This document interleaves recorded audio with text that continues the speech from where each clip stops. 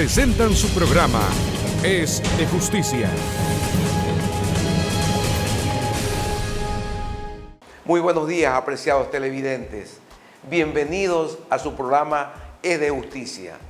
El fenómeno de la fuga de capitales a través de los paraísos fiscales sigue causando grandes perjuicios a las arcas tributarias en el mundo.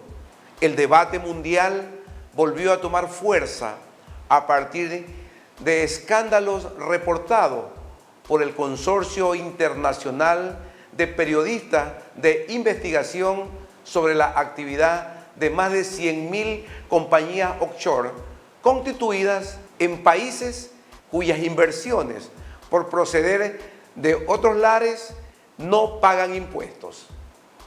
Y precisamente este es el tema del programa de hoy, los paraísos fiscales. Para ello contamos con nuestro invitado, el señor Diego Zapater, con quien volvemos en unos instantes. Al regresar, Paraíso fiscal comienza a surgir como término real por los años 30, cuando sale la ley de bancos en Suiza. Es de Justicia. Estamos de regreso en su programa Es de Justicia. En el 2008, con la aprobación de la Ley de Equidad Tributaria por parte de la Asamblea Nacional, se obligó al Servicio de Rentas Internas, SRI, a emitir un listado de los países considerados como paraísos fiscales. Entre los 90 países que enlistó Ecuador, se incluyó a Panamá, país con el que se mantiene una larga relación comercial. Diego, muy buenos días, bienvenido a Es de Justicia. En este diálogo que estamos informando a la ciudadanía, quisiéramos que nos orientes, que les informes a la ciudadanía, ¿qué se entiende por paraíso fiscal? La primera idea que tenemos de paraíso fiscal viene de una asociación de ideas relacionada con islas del tesoro, tesoros, piratas, secreto, sigilo, etc. Ahora, ¿cómo se generó esto? Es importante para entender el concepto. Paraíso fiscal comienza a surgir como término real por los años 30, cuando sale la ley de bancos en Suiza y establece allí el secreto bancario. Un secreto bancario que se lo maneja como política de Estado, en primer lugar, y en segundo lugar eso hace que la develación de datos relacionados con la persona dueña de una cuenta bancaria en Suiza sea considerado como delito. Luego de eso, por los años 30 o 40, comienzan a surgir los primeros paraísos fiscales. ¿Por qué? Porque tenían el mismo enfoque de secretismo en el manejo de cuentas, estaban orientados al manejo de tasas impositivas menores para alentar capitales, secretismo más bajas tasas impositivas daban lugar al inicio de los primeros paraísos. Y veamos cuáles son. Ya estaríamos hablando de Bahamas, Bermudas, Bahamas, Islas Caimán, que están dentro de los protectorados o son parte del enfoque de Inglaterra. Y también en el canal de Panamá, por el canal de Panamá, tenemos a los Estados Unidos. El primer enfoque de paraíso fiscal es ese.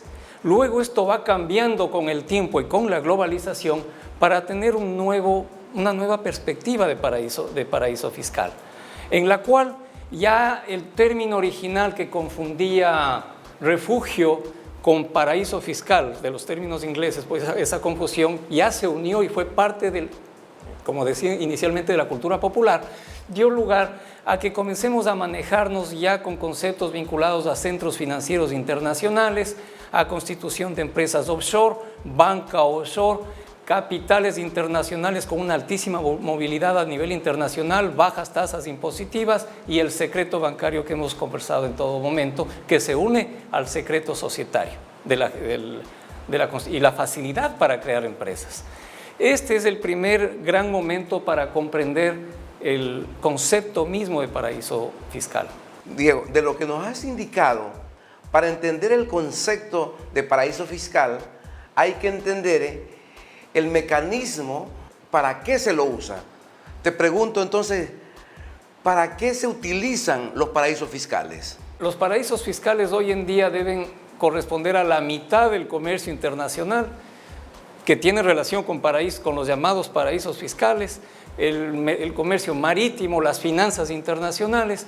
Realmente la utilidad es tan alta que voy a darles con un ejemplo a ver si es factible para poder estar dentro de tu línea de pregunta. ¿Para qué se usa un paraíso fiscal? Y veamos el primer tema, Bahamas. Cuando se crea el paraíso fiscal Bahamas, comienza a surgir una vieja figura jurídica que manejan los ingleses, que es el fideicomiso.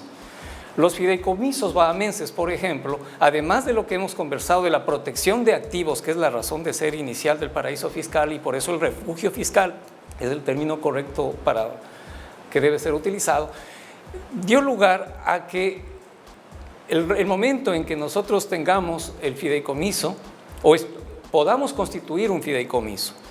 Al constituirse un fideicomiso, la propiedad se transfiere al patrimonio autónomo del fideicomiso a favor de un tercero. Si en ello ya se está dando una buena protección al activo, además hay la posibilidad de que si has estructurado empresas, puedas evidentemente manejar otro tipo de conceptos también vinculados al comercio internacional. Y un caso concreto de ejemplo que quisiera manejar es de las islas de Jersey. ¿Qué pasa allí? Estas islas que están ubicadas en el Canal de la Mancha, paraíso fiscal en pleno corazón de Europa, es el lugar donde se manejan los principales temas relacionados con comercio internacional del banano. El banano que se produce en América Latina y que se consume en Europa, por ejemplo, al pasar por las islas Jersey, tiene en sí ya un tema vinculado a transferencia de precios. ¿Qué significa esto?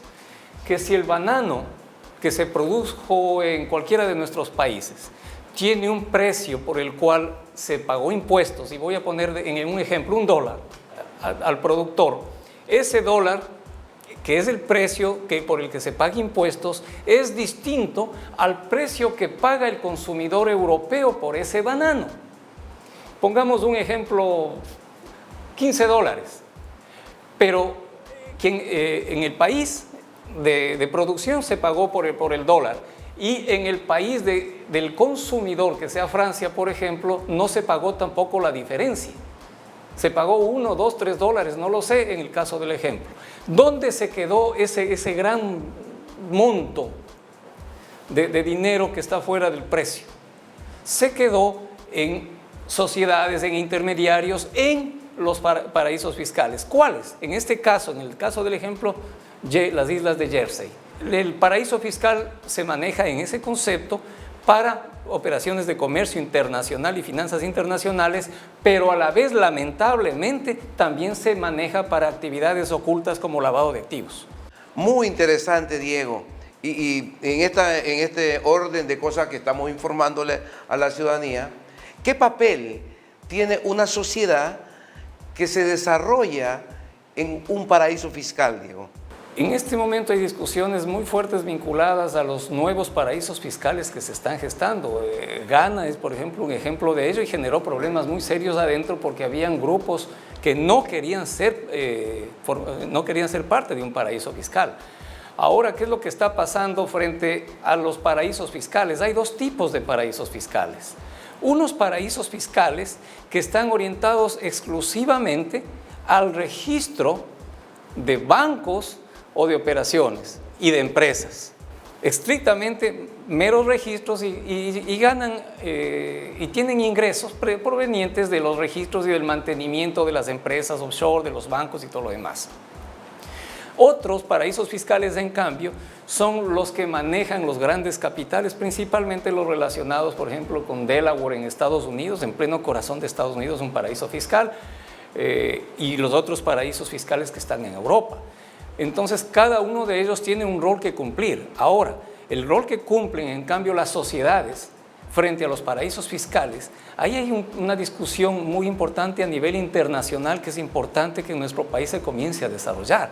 Y es el hecho de que los paraísos fiscales están permitiendo la salida de capitales, hablemos desde el primer mundo, de Francia, de Inglaterra, de Estados Unidos y de los países en vías de desarrollo. Al salir esos capitales de los países, evidentemente la elusión fiscal comienza a ser la base de la reducción o la pérdida de ingresos esperados por el fisco de todos los países, generando todos los efectos sociales posibles. Y eso a su vez me genera un nuevo problema.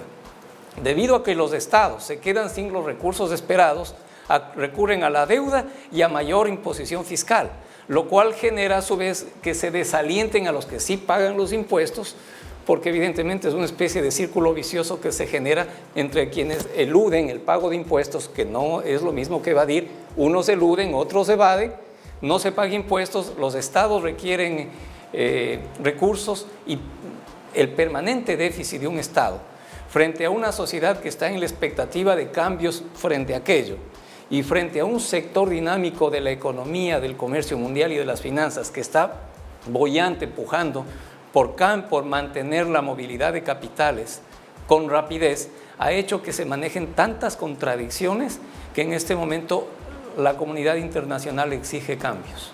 Meses atrás, en la prensa se dio a conocer la presunta creación de empresas offshore por parte de figuras públicas que estarían involucradas con los Panama Papers. Diego, ¿cuál es tu apreciación al respecto si una vez que se ha enunciado esta problemática se revela el uso o mal uso que se vienen dando en los paraísos fiscales? Bien que hayas mencionado Panama Papers, porque este es un tema que surge por septiembre del 2015 con un denunciante anónimo. Salen más de 11 millones de documentos de un estudio jurídico y 40 años después, aproximadamente 40 años después de que ese estudio jurídico lo ha dicho, ha manejado ese tipo de operaciones, esto se convierte en un escándalo público porque hay un montón de trapos sucios de por medio. Es interesante observar este hecho desde una perspectiva muy global. Primero, como hemos conversado, paraísos fiscales están precisamente aupados y protegidos por las principales naciones del mundo. Y los principales paraísos fiscales están precisamente protectorados o en islas o en pequeñas ciudades relacionadas a esas potencias. Ahora bien, ¿qué pasó en el caso de los Panama Papers, de los trapos sucios, llamémoslo así, que han salido? Los temas no son nada desconocidos, pero el problema de allí radica, y veamos bien los problemas de políticos. Si un político tiene recursos en un refugio, en un paraíso fiscal, evidentemente o está ocultando esos recursos o los está protegiendo de acciones legales o de que se conozca cuál es la totalidad de su riqueza o cosas de ese tipo. Eso evidentemente hay una frontera entre lo lícito y lo ilícito que debe estar bien clara para que no se satanice el término. ¿En qué sentido? Veamos bien las enseñanzas de los Panama Papers. Lo que nos han demostrado realmente son, voy a poner casos, de que en este momento, por ejemplo, si hay países que están vendiendo sus derechos de explotación de minerales. Esa venta de derechos de explotación de minerales, porque hay dos escándalos muy fuertes relacionados, digo, esos problemas se dan porque familiares de un dictador o de personas vinculadas al poder, cuando negociaron esos derechos, se hicieron de empresas en paraísos fiscales. ¿Para qué sirvió eso? Antes de que haya un solo dólar proveniente de esa explotación que vaya al país desde el cual se está explotando ese mineral, ya los derechos fueron negociados a través de estas empresas, de estas firmas de fantasmas, muchas de ellas, a precios exorbitantes de los mercados internacionales. De otro lado, ¿qué pasa cuando se ha dejado de lado, por ejemplo, los derechos laborales? Y les voy a poner un caso: Alemania, Olimpia, la empresa Olimpia de las máquinas de escribir, por los años 90 quiebra. Compran unos inversionistas extranjeros la empresa, constituyen una empresa Olimpia Internacional en paraíso fiscal y de esa forma eluden el pago de las pensiones de los ex empleados de Olimpia.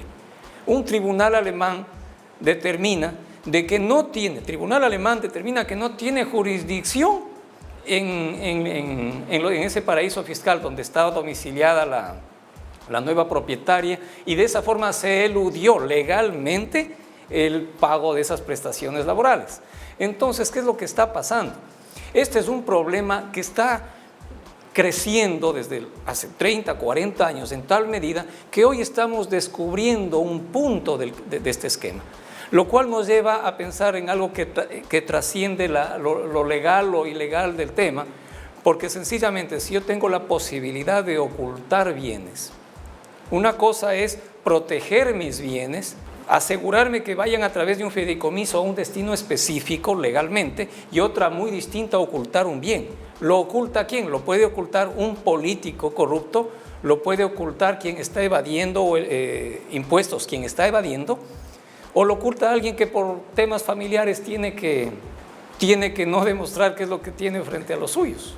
Diego, ¿cuál es tu opinión sobre los servidores públicos y su vínculo con los paraísos fiscales?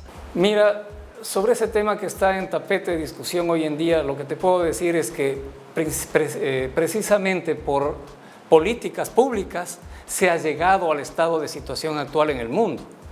Entonces ahora es fundamental que los países en general que comiencen a debatir con mucha fuerza el esquema de paraísos fiscales, a reorganizar el comercio internacional y las finanzas de tal forma que el dinero ilícito esté fuera de las transacciones internacionales principalmente, que ese es el enfoque que más nos alienta, debe dar lugar a que cambien las políticas de Estado, que al cambiar esas políticas nosotros comenzar a llevar tal vez mejores y mayores controles relacionados, convenios con países llamados paraísos fiscales para tomar información al respecto. Siendo así, evidentemente, la democracia representativa, quienes hacen la política, son unos y deberían estar bajo una línea de un cambio importante en el esquema de gestión tanto tributaria como con los llamados paraísos fiscales, frente a los empresarios que quieren manejar sus negocios internacionales y que está bien hacerlo como lo están haciendo, y todo ello separándolo radicalmente de la constitución de empresas fantasmas, de delitos vinculados al contrabando, al lavado de activos de todo tipo. Tres temas radicalmente distintos que tienen que ser enfocados con fronteras bastante claras y con políticas públicas. Quien esté en un campo no puede estar en dos o en tres, porque evidentemente va a perder el enfoque social que se pretende manejar. Sin duda, la explicación de este tema ha servido para que muchos televidentes tengan claro el concepto y aplicación de los paraísos fiscales. Agradecemos a Diego Zapatere por su intervención en nuestro programa, y usted no se vaya porque ya regresamos con más de E de Justicia.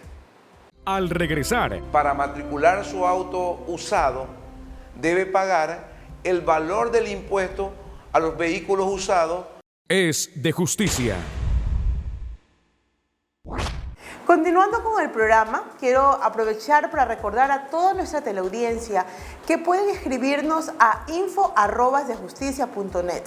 Cuéntele al abogado Salazar el problema que lo inquieta, que él, con esa actitud de servicio que lo caracteriza, lo asesorará de la mejor forma posible. Escuchemos las preguntas elegidas para esta semana. Querido abogado Salazar, estoy muy pendiente de verlo en su programa y aprender cada día de temas legales. Le hago una consulta. El hermano de mi novio tuvo un accidente de tránsito. Él no tuvo la culpa, pero se asustó y se fue. El haber abandonado el accidente empeoró su situación. Gracias, Sonia, por su sintonía. Atendiendo su consulta, el haber abandonado el lugar del accidente sí empeoró la situación de su futuro cuñado, ya que se generó una presunción de responsabilidad. Es decir, quien participó en el accidente y abandonó el lugar sin dar cuenta a la autoridad pública, deberá probar que el hecho no se produjo por su culpa, y si no logra hacerlo, se le aplicarán las sanciones y deberá pagar las indemnizaciones por daños materiales que el juez determine.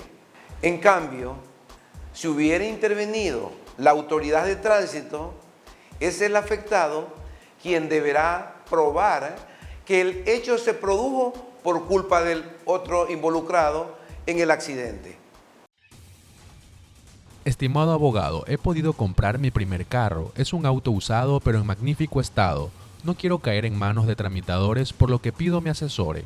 ¿Qué impuestos son los que debo pagar y en dónde para poder matricular mi vehículo? Estimado Gregorio, felicitaciones por esa compra que hoy por hoy es tan necesaria. Atendiendo su pregunta, para matricular su auto usado, debe pagar el valor del impuesto a los vehículos usados que corresponde al 1% del mayor valor entre el contrato de compra-venta y el avalúo del vehículo registrado en la base de datos del SRI. Además, se pagará la matrícula que comprende la tasa de las instituciones de tránsito, impuesto a la contaminación ambiental e impuesto al rodaje en cualquier institución financiera autorizada por el SRI, presentando la matrícula.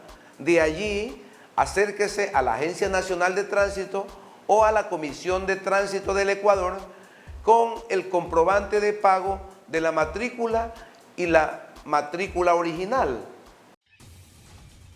Le envío un saludo desde Balsar. Mi consulta es la siguiente.